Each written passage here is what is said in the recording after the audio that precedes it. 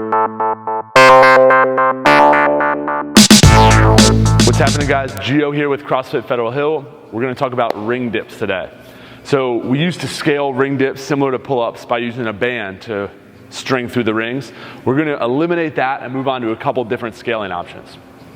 First, let's talk about the ring dip as if we were doing it for strength or skill. All right, so really focusing on the movement and not worrying about kipping. We start, elbows locked out, nice active position at the top, not shoulders depressed, but shoulders active, toes in front, and I'm nice and tight, squeezing my glutes, squeezing my quads. Another little drill at the top, which coaches will do with us in the warm-up a lot, is hold this top position and then try to work a turnout.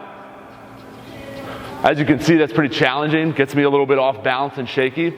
So trying to turn out to bring your biceps out to the front is really a good lockout position. You see a lot of gymnasts do that, and it'll help develop strength in the top position. So once you nail the top down, the rings are glued to your side. You're gonna reach down, shoulders touching the rings or below your elbows, and then you're gonna press yourself back up to the lockout. Notice how my feet stayed right in front of me, all right? Core was tight, stomach was tight, and I was nice and active. So if this is too difficult, the rings are too shaky, not enough strength and stability there, then you can come over to one of the parallel bars, which will be set up, or dip bars. You want to set it up pretty high, so you have to jump up to the top. This way it'll let you kind of bring that same position out with your feet. Feet out in front of you, nice active shoulder position, drop down to the bottom, shoulders below the elbow, and then press back up at the top. Shoulders below, press back up. So from there, if you want a scaling option, you can go on the rings or on the parallel bars, either one. But from here, we want to try to work a negative, all right? So I'll demo on the rings. It's just locking out at the top and then lowering yourself down nice and slowly, getting to the bottom and jumping back up. Slowly lower and then jump back up, all right?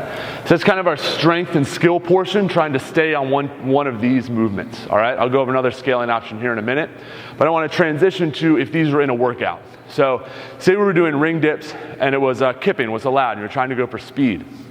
So you'd start at the top, you'd reach down, same position at the bottom, you'd pull your knees up to your stomach and press out. Down, pull up, press out. So with that kip, it's kind of a reverse kip. People really want to try to kick down to the ground, but you're pulling up towards your stomach. So almost like if there was a glass table right around your waist, pull down, then you're trying to break the table with your knees, and it kind of makes you weightless as you press up to the top. Again, if that's too difficult, feel free to throw in negatives in the Metcon also, all right? Really good option, working that stability and avoiding using the band on the rings.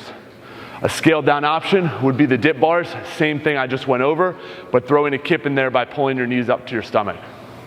Now another option, if it's really hard to hold your body weight up on the rings or up on there, you don't really have push-ups down yet, and if this is really challenging, you're gonna use this box setup over here.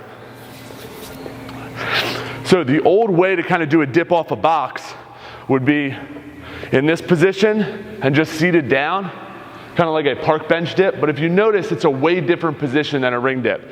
So as I'm sitting back, my shoulder's not in a great position, just focusing on my triceps, and it doesn't mimic this position of a ring dip at all.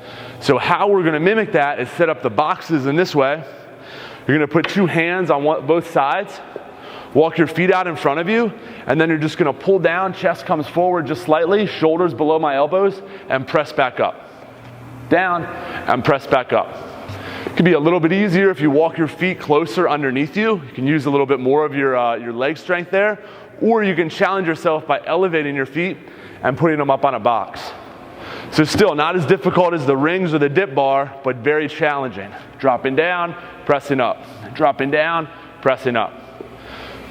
So there's some options for strength or for Metcon. We want to try to use this, the negatives, or any type of skill work with the holds up there instead of the bands in the workouts from now on.